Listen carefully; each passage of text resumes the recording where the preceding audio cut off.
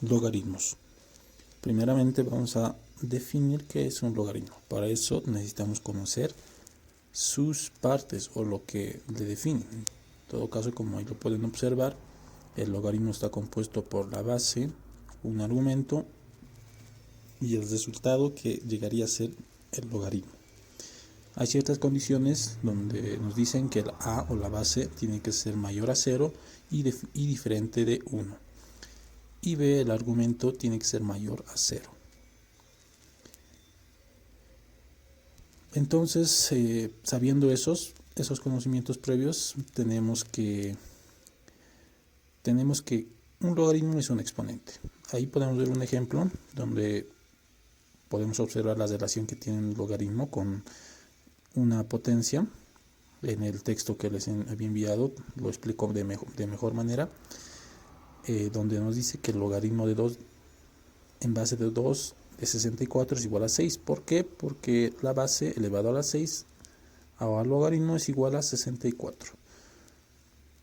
En el siguiente ejemplo que podemos observar, quizás lo vemos un poco más diferente. En este caso la base podría o llegaría a ser una fracción. Es posible esto que se presente en estos casos, en el cual si llegamos a hacer la misma operación que el anterior ejercicio, el resultado va a ser igual al argumento, que en este caso es 32.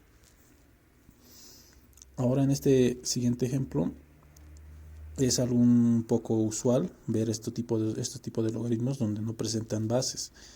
En este caso tenemos que tener en cuenta que si no presenta es obviamente que hay una base de 10 imaginaria. Entonces, sabiendo eso, podemos relacionarlo de la siguiente manera: 10 al cuadrado es igual a 100. Entonces el logaritmo de 100 en base 10 es igual a 2. En el último ejemplo que vamos a ver en un instante, podemos observar que es un poco más complejo. Acá, a diferencia de los demás, hay algo que se ejerce, es una propiedad de los logaritmos. Ahí podemos observar que la potencia, la raíz que se volvió en un exponente, en el siguiente paso pasa a multiplicar al logaritmo. Entonces, este paso es una parte de las propiedades que tienen los logaritmos, que más adelante vamos a verlos. Y en este caso lo podemos observar, fácilmente podemos decir que el logaritmo de base 5 de 25 es 2, y eso multiplicamos con el exponente bajado y nos da 3. Ahí podemos observar las propiedades que ya les había dicho. La primera propiedad que tenemos, el logaritmo de una base cualquiera, a, multiplicado por un argumento m y n, o el argumento en este caso es un producto, se divide en dos logaritmos, los cuales tienen la misma base, pero a diferencia del logaritmo primero, se reparten los argumentos m y n con el signo de suma. Esa es la propiedad primera, o propiedad de logaritmo de un producto en este caso. Y tener en cuenta muy bien que la base es igual, no se cambia. En la segunda propiedad podemos observar que es el mismo del último ejemplo que hemos dado, donde nos dice que el exponente del argumento de cualquier logaritmo puede bajar a multiplicar a dicho logaritmo, como en el ejemplo ya lo habíamos visto. En el número 3, la propiedad número 3, tenemos que el argumento en este caso es una fracción o una división. ¿Qué es lo que se hace? Es similar al paso primero, a la propiedad primera, pero a diferencia de que en vez de sumar los logaritmos se restan. Entonces tenemos una diferencia de logaritmos. Y por este otro lado, el número 4, podemos observar que esto, más que una propiedad, lo podríamos definir como un logaritmo notable. ¿Por qué? Porque tenemos un valor o un resultado estable que no se cambia, definido. Entonces decimos que el logaritmo de cualquier base y el argumento es 1, En este caso, siempre que el argumento sea 1, el resultado va a ser 0. En el número 5, la propiedad número 5, tenemos que igualmente lo vamos a definir más que una propiedad como un logaritmo notable. ¿Por qué? Porque el resultado es definido. Logaritmo de una misma base es igual a 1.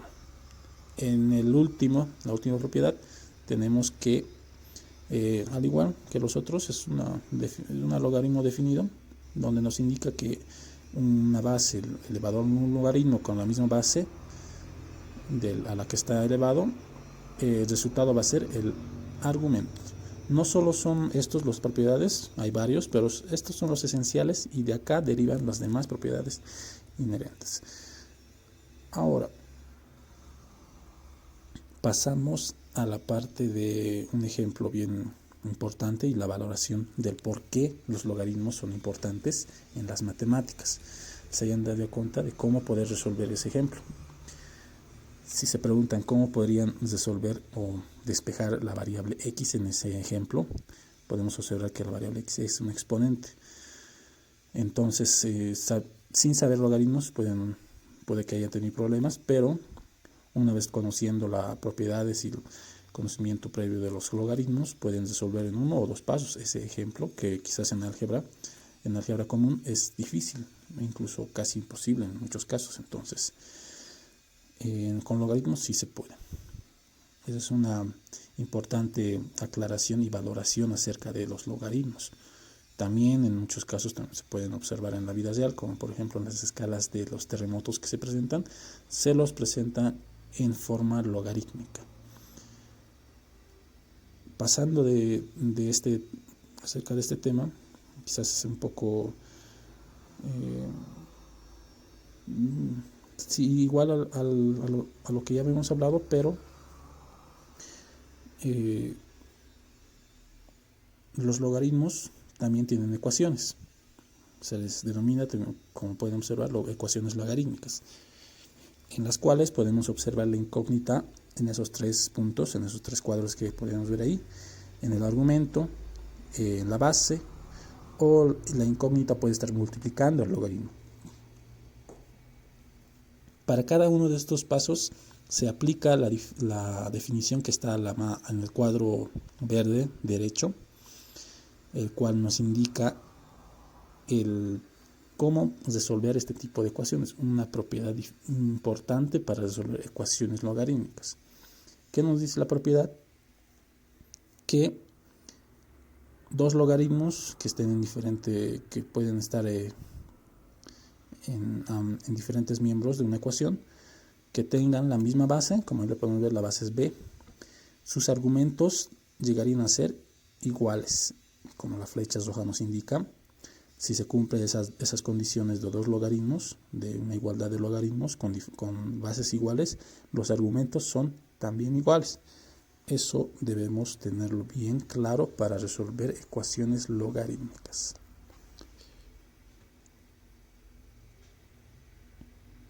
Bueno, con esto concluimos la parte introductoria.